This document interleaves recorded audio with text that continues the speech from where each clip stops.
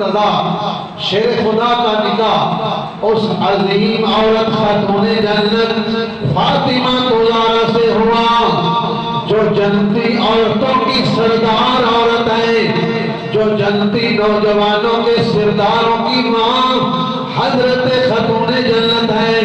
روایات میں آتا ہے کہ جب قیامت والا دن آئے گا تو میدان معاشر لگے گا، ندا دینے والا ندا دے گا، سب اپنی نظریں جھکا لو، مولا کیا ہونے والا ہے؟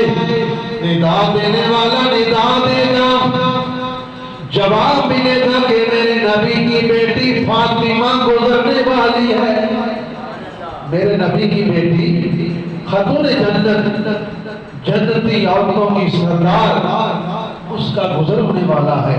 انبیاء اولیاء سب اپنی نظریں جھکا لیں گے تو خاتون جنت کا گزر ہوگا۔